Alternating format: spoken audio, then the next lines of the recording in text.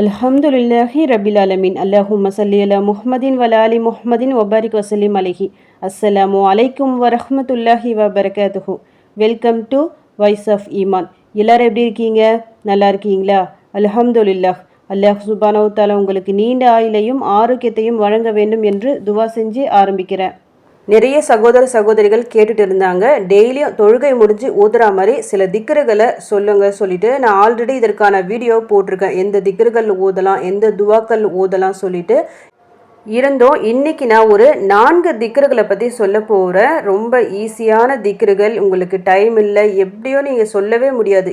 ஏன்னா ஒரு 5 நிமிஷம் கூட ஆகாது. இந்த திக்ருகளை நீங்கள் ஒவ்வொரு தொழுகைக்கு முடிஞ்சு ஓதிட்டு வந்தால் அதிகமான முறையும் இருக்குது, கம்மியான முறையும் இருக்குது. 4 முறைகளெல்லாம் ஓதலாம். டெய்லியும் இப்படி ஓதிட்டு வரும்போது ஒவ்வொரு வேளை தொழுகை முடிஞ்சு நீங்கள் ஓதிட்டு வரும்போது பல பலன்களை காணலாம். அதில் எந்த சந்தேகமும் உங்களுக்கு வேண்டாம். எனக்கு நிறைய துவாக்கள் ஓதணும்னு ஆசையாக இருக்குது, திக்ருகள் எடுக்கணும்னு ஆசையாக இருக்குது சொல்லிட்டு நிறைய பேருக்கு மனசு ஃபுல்லாக ஆசைகள் இருக்கும். ஆனால் டைம் அவ்வளோவா கிடைக்காது. அப்படிப்பட்டவங்க சிம்பிளாக இந்த 4 திக்ருகளை மட்டும் நீங்கள் கணக்கு வச்சு ஓதி பாருங்கள். பிறகு உங்கள் தேவைகளை கேட்டு பாருங்கள். கடன் பிரச்சனைகள் என்ன பிரச்சனையாக இருந்தாலும் சரி எல்லாமே லேசாக்கிடுவான் அல்லாஹ் சுப்ஹானஹு வ தஆலா.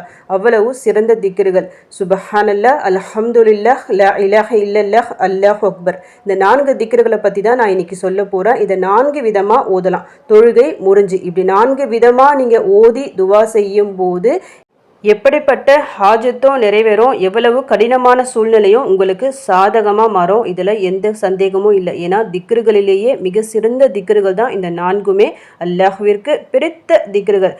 நபி ஸல்லல்லாஹு அலைஹி வஸல்லம் அவர்களும் விரும்பிய திக்ருகள். அதனால தான் இந்த திக்ருகளை பற்றி நபி அவர்கள் கூறியதாக ஒரு ஹதீஸ் இருக்குது. ரொம்ப எளிமையான திக்ருகள் தான். ஒவ்வொரு வேளை தொழுகையை முடிஞ்சிட்டோம், நைட்டு தூங்க போகிறதுக்கு முன்னாடி இதை நீங்கள் ஓதிட்டு வந்தால் ஈஸியாக உங்கள் வாழ்க்கையில் வெற்றி பெற்று விடலாம், சொர்க்கம் கிடைக்கும். ஆனால் ஷைத்தான் அவ்வளவு சுலபமாக அதை செய்ய விட மாட்டான். தொழுகை முடிஞ்சு ஓதணும்னு நினைப்பான், ஆனால் ஷைத்தான் அதை மறக்கடிச்சிடுவான். அதே போல் தூக்கம் முன்னாடி நம்ம தூங்கத்துக்கு முன்னாடி ஓதணும்னு நினைப்போம், தூக்கம் மிகுதிகள் அப்படியே தூங்கிடுவோம் மறந்துட்டு. இந்த மாதிரி வேலையை ஷைத்தான் செய்வான். அதுக்கு என்ன காரணம்? அவ்வளவு சக்தி வாய்ந்த திக்ருகள். இந்த திக்ருகளை நம்ம ஈஸி சொல்லிட்டு டெய்லியும் நம்ம செஞ்சுட்டு போயிடுவோம்ல. அப்போது ஷைத்தானோட எண்ணம் எப்படி நிறைவேறும்? ஷைத்தானுக்கு என்ன எண்ணம்? நம்ம எல்லாத்தையும் நரகத்துக்கு கொண்டு போகணும், அப்படி தான் அவன் ஆசைப்படுவான். அவ்வளோ சீக்கிரம் ஆனால் இந்த திக்ருகளை உங்களை செய்ய விட மாட்டான். ஆரம்பத்தில் கொஞ்சம் ஸ்ட்ரகிளாக இருக்கும், மறதி இருக்கும். அதையும் மீறி டெய்லியும் நீங்கள் வழக்கமாக ஓதிட்டு வந்தால் ஒவ்வொரு தொழுகையும் முடிஞ்சிட்ட பிறகு இந்த திக்ருகளை ஓதாமல் நீங்கள் எழுந்திருக்கவே மாட்டீங்க. ஏன்னா உங்கள் வாழ்க்கையில் அப்படிப்பட்ட ஒரு மாற்றங்கள் நிகழும். அவ்வளவு உண்மையான விஷயம். இதில் 4 விதமாக நான் ஓதலாம் சொன்னல. இந்த 4 திக்ருகளையும் நான் ஒன்று ஒன்றா சொல்கிறேன். இதில் எந்த முறையில் வேணும்னாலும் நீங்கள் ஓதலாம். முதல் வகை என்னென்னா, சுப்ஹானல்லாஹ் 33 முறை ஓதணும், அல்ஹம்துலில்லாஹ் 33 முறை ஓதணும், அல்லாஹு அக்பர் 33 முறை ஓதணும். இப்போது 33 33 33 அப்போ டோட்டலாக 99 வருதுல்ல. இப்போது நம்ம 100 அதை நிறைவு செய்யணும். அந்த 100 நிறைவு செய்யறதுக்கு இன்னும் 1 இருக்குது. அதுக்கு இந்த திக்ரை ஓதணும். லா இலாஹ இல்லல்லாஹு வஹ்தஹு லா ஷரீக லஹு லஹுல் முல்கு வலஹுல் ஹம்து வஹுவ அலா குல்லி ஷையின் கதீர். இதை ஒரு முறை ஓதணும். அப்போது மொத்தமாக 100 முறை உங்களுக்கு கணக்கு வந்துடும். இந்த முறையில் நீங்கள் ஓதுனா உங்களுடைய சிறு பாவங்கள் எல்லாத்தையும் அல்லாஹ் மன்னிச்சிடுவான். சிறு பாவங்கள்னால் எந்த அளவுக்குன்னா கடலின் நுரையளவு இருந்தாலும் அதை அனைத்தையும் அல்லாஹ் மன்னித்து விடுவான். அடுத்து 2வது வகை எப்படி ஓதலானா, சுப்ஹானல்லாஹ் 33 முறை, அல்ஹம்துலில்லாஹ் 33 முறை, அல்லாஹு அக்பர் 34 முறையாக ஓதி மொத்தமாக 100 அப்படி கூட நீங்கள் ஓதிக்கலாம்.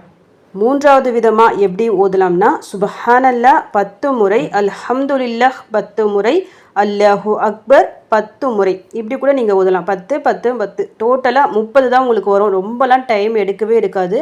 ஆனால் இந்த முறைப்படி ஓதுனா என்ன நன்மைகளை அல்லாஹ் தருவானா, நமக்கு முன்னால் வாழ்ந்த சமூகத்தையும் நன்மையினால் எட்டிவிடலாம். நமக்கு முன்னாடி எத்தனை சமூகம் வந்துச்சோ அவங்க எவ்வளவோ நன்மைகள் செஞ்சாலும் சரி இந்த திக்ருகளுக்கு ஈடாகாது. இந்த திக்ருகள் அது அனைத்தையும் மிஞ்சிவிடும். அடுத்து இன்னொரு நன்மையும் அல்லாஹ் கொடுக்குறான். இஸ்மாயில் அலைஹிஸ்ஸலாம் அவர்களின் சந்ததியிலிருந்து ஒரு அடிமையை விடுதலை செய்த கூலியும் நமக்கு கிடைக்கும்.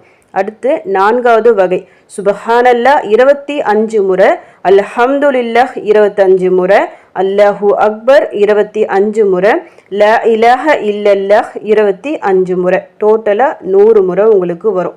இதுவும் சுலபமான விஷயம்தான். இந்த முறைப்படியும் நீங்கள் ஓதலாம். இப்போ நான் 4 முறை சொன்னல, இதில் ஏதாவது ஒரு இதில் நீங்கள் ஓதிக்கிங்க. வழக்கமாக நீங்கள் டெய்லி அதே முறைப்படியும் ஓதி வரலாம், இல்லை மாற்றி மாற்றியும் ஓதிட்டு வரலாம். சில நேரங்களில் ரொம்ப டக்குன்னு நம்ம தொழுது முடிச்சுட்டு வெளியே போகிற மாதிரி அந்த மாதிரி சூழ்நிலை இருக்கும். அப்போ 33 முறை கூட உங்களுக்கு அதிகமாக தெரிஞ்சு அப்படியே ஓதாமல் அந்த திக்ரை எடுக்காமல் நீங்கள் எழுந்து போகிறதை விட அந்த ஒரு சூழ்நிலையில் சுபஹானல்லாஹ், அல்ஹம்துலில்லாஹ், அல்லாஹ் அக்பர் இந்த மூணுத்தையும் ஒரு 10 முறை நீங்கள் ஓதிட்டு செல்லும் போது ரொம்ப நிறைய நன்மை கிடைக்கும். குறைஞ்ச நேரத்தில் டக்குன்னு அவ்வளோ நன்மையை அல்லாஹ் கொடுத்துருவான். இதுக்கு பிறகு நீங்கள் என்ன துவா வேணாலும் கேட்கலாம். உங்களுடைய கஷ்டங்கள் பிரச்சனைகள் எல்லாத்தையும் நீங்கள் கேட்கலாம். ஏன்னா நாம் தொழுகிற ஒவ்வொரு தொழுகையும் நம்முடைய ஹாஜத்துக்கள் நிறைவேறுவதற்கு காரணமாக இருக்கும். தொழுகையை முடிஞ்சு நீங்கள் கேட்கக்கூடிய துவாவை அல்லாஹ் நிச்சயமாக கபூல் செய்வான். ஆனால் தொடர்ந்து நம்பிக்கையுடன் நீங்கள் செய்யணும், அதுதான் மிக முக்கியம். தொழுது முடிச்சு யார்கிட்டையும் பேசாமல் அதே இருப்பில் அப்படியே உட்கார்ந்து இது போன்ற திக்ருகளை எடுத்து பிறகு உங்கள் தேவைகளை நீங்கள் அல்லாஹ்விடம் கேட்கலாம். கேளுங்க, கேட்டு பாருங்க, நிச்சயமா நல்ல மாற்றம் நிகழும். நீண்ட நேரம் அமர்ந்து இருந்து இபாதத் செய்யணும், அமல்கள் செஞ்சு துவாக்கள் நிறைய ஓதி இந்த மாதிரி இருந்தால் தான் நம்மளுடைய தேவை நிறைவேறும். ஆனால் அதுக்கெல்லாம் டைம் இல்லை. அந்த மாதிரி நிறைய பேர் வருத்தப்படுவாங்க. அல்லாஹ் சுப்ஹானஹு வ தஆலா கல்பை தான் பார்க்குறான். நீண்ட நேரம் அமர்ந்து இபாதத் செய்து அதுக்கான நன்மைகள் நிச்சயமாக நம்மளுக்கு தருவான். ஆனால் நம்மளுக்கு அந்த ஆசை இருக்கும், டைம் இருக்காது. ஏதாவது ஒரு சூழ்நிலை நம்மளுக்கு வேலை பலு ஜாஸ்தியாக இருக்கும், முடியாத ஒரு சூழ்நிலையில் நம்ம இது போன்ற சின்ன சின்ன திக்ருகளை இந்த மாதிரி எடுத்தாலே போதும். அல்லாஹ் நிச்சயமாக நீங்கள் கேட்டதை தருவான். நம்ம மனசுக்குள்ளே இருக்கிறது யாருக்குமே தெரியாதுல்ல, ஆனால் நம்ம படித்த ரப்புக்கு தெரியும் நம்ம எந்த ஒரு எண்ணத்தில் நம்ம இருக்கோம் சொல்லிட்டு. அதுக்காகவே அல்லாஹ் அதற்கு பலன் கொடுப்பான். சின்ன சின்ன திக்ருகள் தான் நிச்சயமாக உங்கள் வாழ்க்கையை மிக நல்ல முறையில் மாறும். நீங்கள் தொழுகை முடிஞ்சு ஓதுங்க, நைட்டு தூங்க போகிறதுக்கு முன்னாடி இந்த திக்ருகளை எடுங்க. எந்த திக்ருகளும் என்னால் எடுக்க முடியல சொல்லி இந்த 4 திக்ருகளை நல்லா இறுக பிடிச்சிக்கிங்க. நல்லா டெய்லியும் ஓதிட்டு வாங்க. இதன் மூலமாக உங்கள் வாழ்க்கையில் இருக்கிற ஒவ்வொரு பிரச்சனைகளாக தீரும். அதை நீங்கள் அனுபவபூர்வமாக உணர்வீங்க. ஷைத்தானின் சூழ்ச்சிகளுக்கு ஆளாகாமல் இது போன்ற சிறந்த திக்ருகளை ஒவ்வொரு தொழுகைக்கு பிறகும் இரவு தூங்குவதற்கு முன்பும் தினமும் வழக்கமாக கூறக்கூடியவர்களாக நாம் அனைவரும் இருக்க வேண்டும். அதற்கு அல்லாஹ் சுப்ஹானஹு வ தஆலா நம் அனைவருக்கும் தௌஃபீக் செய்வானாக. ஆமீன். அல்ஹம்துலில்லாஹ். இந்த வீடியோ மூலமாக நீங்கள் பலனடைஞ்சிருந்தீங்கன்னா இந்த வீடியோவை மற்றவங்களுக்கும் ஷேர் பண்ணிவிடுங்க. இதன் மூலம் அவர்களும் பலனடையலாம்.